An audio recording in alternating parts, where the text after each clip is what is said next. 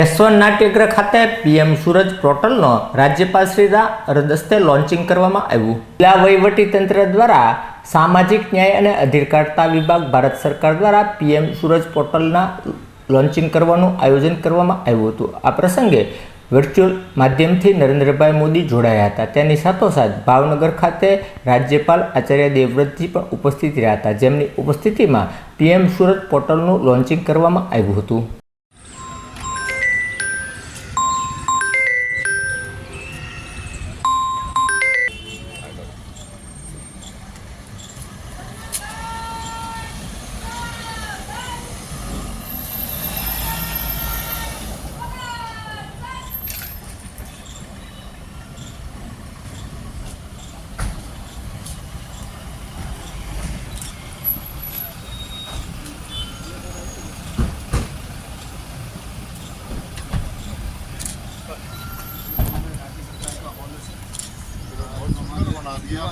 अभी सर इसको रिनोवेट किया 9 तारीख को सीएम साहब ने इसको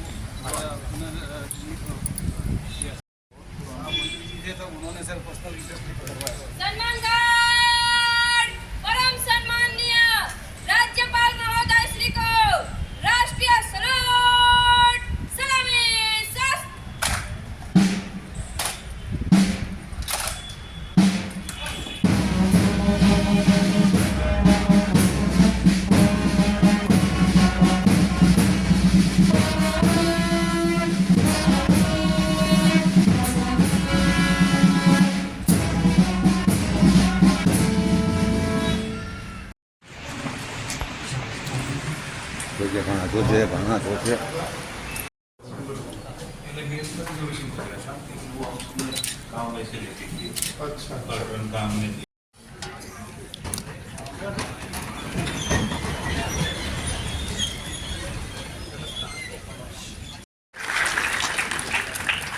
उपस्थित सौ महानुभावों स्वागत करिए छे।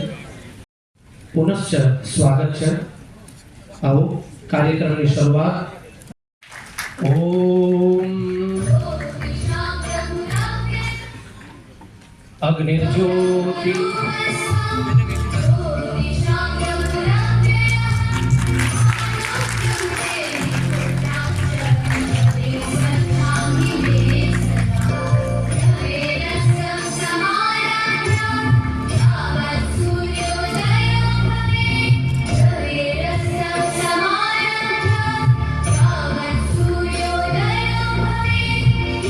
समाजना वंचित अने छेवाड़ाना समुदायोना सर्वांगी विकास अने पुनर्वसन माटे राज्य जोरदार ताळीओना नाद साथे माननीय राज्यपाल श्रीने आपणे बतावीशुं।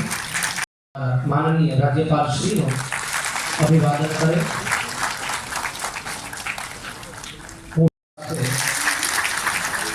આપણે સૌ આ મહાનુભાવોને વધાવીએ।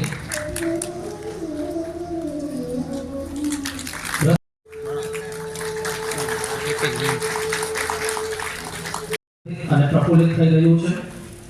સ્વાગત છે આપ સૌ મહાનુભાવોનું।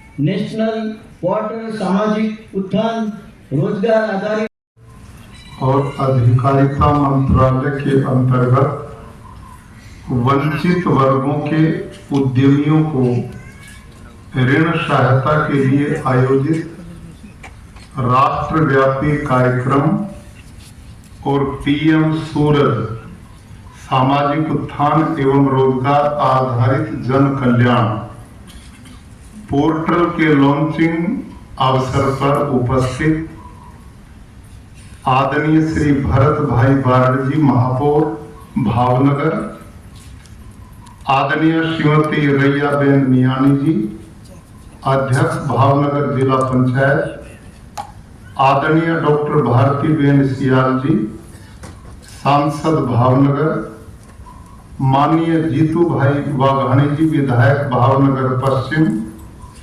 आदरणीय श्रीमती सेजल बेन पंड्या जी विधायक भावनगर पूर्व, माननीय श्री आर के मेहता जी कलेक्टर भावनगर, आदरणीय Shri N B Upadhyay ji commissioner Bhavnagar, माननीय श्री GH सोलंकी जी, जिला विकास अधिकारी, लाभार्थी और भावनगर के भावपूर्ण व्यक्तित्व से परिपूर्ण सब भाई और बहनों, 4 बजे माननीय प्रधानमंत्री जी को हम सब ने सुनना है। कुल 3-4 मिनट का समय है। आज मुझे अपार प्रसन्नता है कि भावनगर जो एक ऐतिहासिक नगरी है, जिसमें बड़े बड़े कवि, संत, महात्मा, उपन्यासकार, नाट्य शास्त्र के, संगीत शास्त्र के बहुत महानुभावों ने जन्म लिया, गुजरात के लिए प्रेरणा नगरी है। ऐसे अवसर पर आज हम भारत के यशस्वी प्रधानमंत्री श्रीमान नरेंद्र मोदी जी, जिन्होंने पूरे देश को अपना परिवार बनाया और उसमें भी वंचित, शोषित, पीड़ित, आदिवासी ऐसे भाई और बहन, उनके प्रति उनके दिल में बहुत बड़ा सम्मान का भाव है। आज का ये है पोर्टल जो लॉन्च किया जा रहा है, ऐसे लोगों के लिए जिनके बारे में बड़ा कम सोचा गया, जो सफाई कर्मचारी हैं, जिनको बहुत सम्मान की दृष्टि से देखा गया। दुर्भाग्य ये रहा अपने देश का कि जो गंदगी फैलाए वो बड़ा माना जाता है और जो गंदगी दूर करे उसे छोटा बोलते हैं। इससे बड़ा दुर्भाग्य क्या होगा? गंदगी साफ करना परम पवित्रता का काम है। महात्मा गांधी कहा करते थे कि हमारे शौचालय भी इतने साफ सुथरे होने चाहिए कि वहां बैठ करके संध्या करने को मन करे। तो आज ऐसे हमारे भाई बंधु, जिनके लिए प्रधानमंत्री जी ने 1-2 नहीं 40-50 ऐसी योजनाएं अलग अलग वर्ग के लोगों के लिए की। उन्होंने कोई जाति भेद, वर्ग भेद, समाज भेद, धर्म भेद नहीं किया। 4 करोड़ मकान मिले तो उनको मिले जो उसके पात्र थे। घर घर में शौचालय और उसके अतिरिक्त ऋण लेने की सस्ती सुविधाएं। अभी हमारे 2 बंधुओं ने अपनी जानकारी दी कि अभाव में रहा हुआ व्यक्ति, पड़ोसी और परिवार और संबंधी लोग भी उससे बचने लग जाते हैं। गिरती हुई दीवार से सब बच के चलते हैं। ऐसे समय पे प्रधानमंत्री जी ने सरल ऋण की व्यवस्था देकर के ऐसे लोगों को मुख्य धारा में जुड़ने के लिए, अपने जीवन सुखद यापन के लिए, अपने बच्चों की शिक्षा पढ़ाई के लिए हर तरह की व्यवस्था का जो प्रावधान किया, वो सब बातें मेरे से पूर्व वक्ताओं ने विस्तार से आपके बीच में रख दी। और मुझे जानकारी मिली कि माननीय मुख्यमंत्री जी भी आज हमारे इस कार्यक्रम में सीधे पूरे प्रदेश के लोगों से जुड़ रहे हैं। और ये कार्यक्रम जो आज हम बैठे हैं भावनगर में नहीं है, देश के 500 भी ज्यादा स्थलों पर है और सभी जगह मुख्यमंत्री, गवर्नर, सभी अधिकारी पूरे सम्मान भाव के साथ अपने शोषित, पीड़ित, वंचित बंधुओं के लिए आज भावपूर्ण ढंग से उनके उत्थान के लिए, उनके चहुमुखी विकास के लिए, उनके भावी सुंदर भविष्य के लिए निरंतर उनका प्रेम स्नेह सबके साथ जुड़ा है। शृण्वन्तु सर्वे अमृतस्य पुत्राः, वेदों में लिखा है हमारे में कोई जात पात का भेदभाव नहीं होना चाहिए।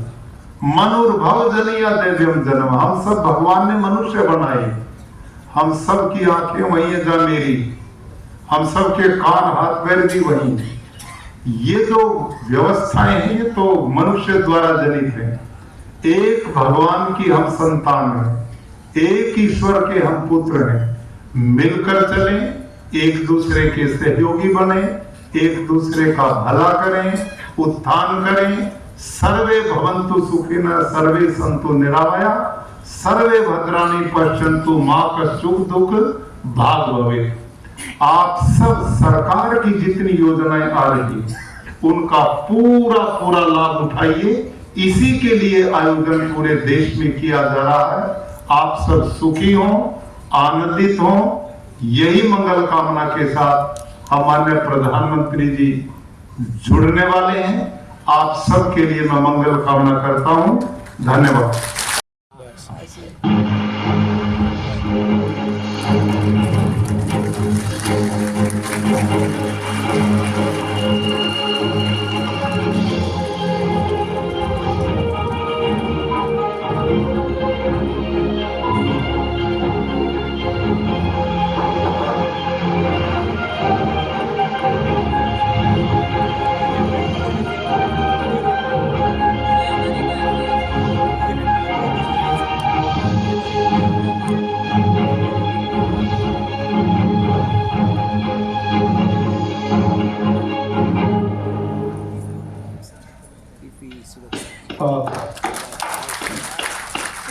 अब माननीय प्रधानमंत्री जी देश के विभिन्न हिस्सों से जुड़े कुछ लाभार्थियों से संवाद करेंगे। सबसे पहले इंदौर मध्य प्रदेश चलते हैं, जहां से श्री नरेंद्र सेन जुड़े हुए हैं। नरेंद्र जी नमस्ते।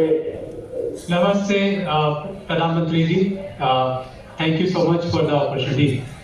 आप बैठिए, नरेंद्र जी बैठिए, बैठकर की बात कीजिए। हाँ बताइए, पहले अपने विषय में बताइए, थोड़ा देशवासी जानना चाहेंगे।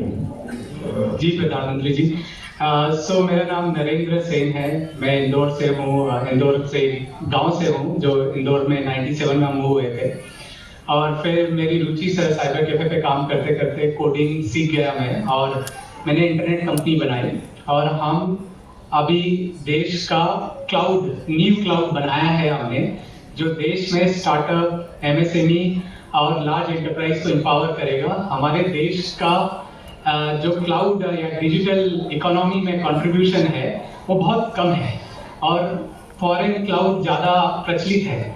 तो इसी को सोच के हमने बनाया कि हमारे देश के डेवलपर्स ने क्लाउड दूसरों के लिए बनाया, पूरी दुनिया को डिजिटलाइज किया। हमारे देश को डिजिटलाइज करने की जरूरत, हमारे देश का क्लाउड बनाने की जरूरत है, और इससे हमारी इंटरनेट कंपनीज को हम ग्लोबल ले जाएंगे, और इससे जो इकोनॉमी बेनिफिट होगा वो ज़्यादा काफ़ी हाई रहेगा। इसलिए हमने न्यू क्लाउड की शुरुआत करी, और आज हम काफ़ी सक्सेसफुली इसको चला रहे हैं और इसको आगे बढ़ा रहे हैं। काफ़ी लोग हमसे जुड़ गए हैं, कस्टमर हमारे जुड़ गए, एमएसएमईज को हम डिजिटलाइज कर रहे हैं माननीय प्रधानमंत्री जी। तो ये हमारी जर्नी है।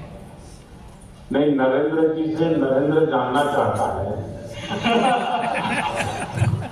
कि आपकी बचपन में कहाँ से कहाँ यात्रा करी, आप कैसे इस दुनिया में आ गए, थोड़ा बताएंगे। जी प्रधानमंत्री जी, बचपन में जब मैं गांव में था तो गुजरात में आपका नरेंद्र मोदी सीएम है, तो कुछ दोस्त बोलते थे कि नरेंद्र मोदी आ गया, नरेंद्र मोदी आ गया। इस टाइप से मैं आपके नाम का काफी एडवांटेज भी लिया, मैंने बचपन में भी लिया और अभी भी लिया। कहीं पे भी जाए तो जैसे बोलता है नाम सर आपका, तो मैं बोलता नरेंद्र मोदी, तो मुझे एक बार देखते हैं और फिर हंसते हुए बोलते हैं अच्छा क्यों में रहते हैं। तो बट स्कूल में सर पढ़ाई करी मैंने 8 तक, फिर इंदौर आ गए, इंदौर में पढ़ाई करी 12वीं तक। उसके बाद ड्रॉप आउट ले लिया और पूरा टेक्नोलॉजी में कर लिया, टेक्नोलॉजी में काम किया। मैं फर्स्ट जनरेशन एंटरप्रेन्योर हूँ। मेरे पिताजी कंस्ट्रक्शन कंपनी में नौकरी करते थे, और क्योंकि गाँव से आप आए हो तो आप सबको काम करना पड़ता था, तो मैं भी काम करता था। और मैंने वहीं पे मेरा कंप्यूटर में काफ़ी इंटरेस्ट, मेरा एजुकेशन कॉमर्स में था, बट टेक्नोलॉजी में मेरा बहुत मन और रुचि, जैसे आपकी रुचि है। और एक इंस्पिरेशन मैं आपको बताता हूँ, जब आप प्रधानमंत्री बने थे तब आपने नेस्कॉम की इवेंट में बोला था कि देश को क्लाउड गो डाउन चाहिए, और उस समय मैं क्लाउड पे काम कर रहा था। तो मुझे एकदम मोटिवेशन आ गया कि ये सेम चीज इंस्पिरेशन मतलब इको हो रही है, प्रधानमंत्री जी भी वही बात कर रहे हैं, और ये एक कॉन्फिडेंस होता है। क्योंकि ये जो क्लाउड है ना, हमारे देश की डिजिटल इकोनॉमी और जो डेवलपर्स है, क्योंकि देश में बनाया नहीं किसी ने, क्योंकि इसके लिए बहुत कैपिटल लगता है, तो कोई हिम्मत नहीं करता कि यार नहीं ठीक है, बाहर का मिल रहा है, इसको यूज करो और आगे बढ़ो। कितनी बड़ी बड़ी कंपनीज हमारी है देश में, पर कोई इससे आगे नहीं बढ़ा। बट आपकी जो प्रेरणा और इंस्पिरेशन से कहीं ना कहीं कोई गांव में बैठा नरेंद्र इंस्पायर होता है, ये तो बात पक्की है, और वही मेरी ग्रोथ स्ट्रेटेजी है सर। उसी समय आपको जो डेटा सेंटर व्यवसाय स्थापित करने के लिए प्रेरणा कैसे मिली, वो तो आपने पहले बताया है। चुनौतियों का सामना करना पड़ा होगा, आर्थिक संकटों से गुजरना पड़ा होगा, टेक्नोलॉजी में सपोर्ट की जरूरत पड़ी होगी, वो कैसा रहा? सर डेटा सेंटर बहुत ही एक्सीडेंटली मैं एंटर हुआ इसमें, क्योंकि मुझे पता होता कि इसमें बहुत सारा पैसा लगता, तो मैं नहीं करता ये। मैं बस एक जुनून था कि अमेरिका में मैं सर्वर खरीदता था और देश में स्मॉल बिजनेसेस को सर्विस देता था। फिर मैंने डिसाइड किया कि यार हम लोग देश में बनाते हैं, अपना देश इतना बड़ा है, जरूरत तो पड़ेगी आगे नहीं पीछे। तो हमने जब चालू किया डेटा सेंटर, तो एक घर से शुरुआत करी।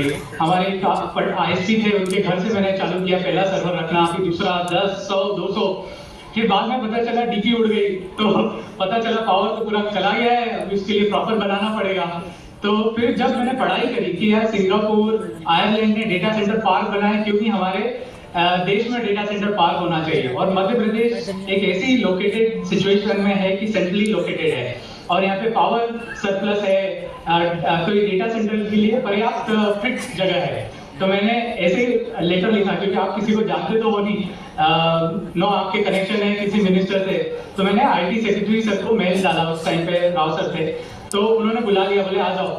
तो मैंने प्रेजेंटेशन दिया कि सर मेरे पास पैसे नहीं है, पर ये बनाना और ये प्रॉब्लम है, देश की भी प्रॉब्लम है और ये मेरी भी प्रॉब्लम है, सॉल्व हो जाएगी। तो उन्होंने वैलिडेट किया और कंट्री का पहला डेटा सेंटर पार्क बना। और उस दिन रियलाइज हुआ कि बिना पैसे के भी काम हो सकता है। जरूरी नहीं है आपके स्टार्टअप में पैसा जरूरी है, आप बस सही मन से लग जाओ। तो ऐसे मेरी चुनौतियों का सॉल्यूशन भी यही मिलता गया और मैं आगे बढ़ता गया, और बहुत सपोर्ट मिला मुझे सरकार से, राज्य सरकार से, सेंट्रल गवर्नमेंट से, और उस सपोर्ट के दम पे हमने हमारी जर्नी सर आगे बढ़ा दी। चलिए नरेंद्र जी, मुझे आपको बात करके अच्छा लगा। आपने काफी योजनाएं बनाई हैं और एक प्रकार से आपने टेक्नोलॉजी के माध्यम से भारत में किस प्रकार से प्रगति हो सकती है और स्टार्टअप की दुनिया में आजकल जो हमारे नौजवान रुचि ले रहे हैं, और मैंने देखा है हर कोई साहस भी करता है और सफल भी होता है। आप भी उसी में एक उदाहरण है, और समाज में अति पिछड़े वर्ग से पैदा होकर के, गांव में पैदा होकर के थोड़ा सा अगर धारा मिल जाए तो कैसा बदलाव आता है, आपने करके दिखाया है। मिलकर तो बहुत बताए। धन्यवाद sir, thank you. Manish Bakulbhai છે। હું પહેલા પ્રાઇવેટ જોબ કરીને મારું ઘરનું ગુજરાન ચલાવતો હતો। પછી મને સફાઈ કામદાર વિકાસ નિગમમાંથી માહિતી મળી કે પેસેન્જર લોનની વ્હીકલની લોન મળશે, તેની અરજી મેં કરી અને તેમાંથી મારી ઉપરથી મંજૂર થઈને લોન મને મળી। તે મંજૂર થઈ લોનમાં 8 લાખ રૂપિયા સફાઈ કામદાર વિકાસ નિગમ દ્વારા મને મળ્યા ને મેં મારો ધંધો અને ગુજરાન શરૂ કર્યું। ને એ બાબતે હું ગુજરાત સરકાર અને રાજ્ય સરકારનો આભારી છું અને ભારત સરકારનો આભારી છું।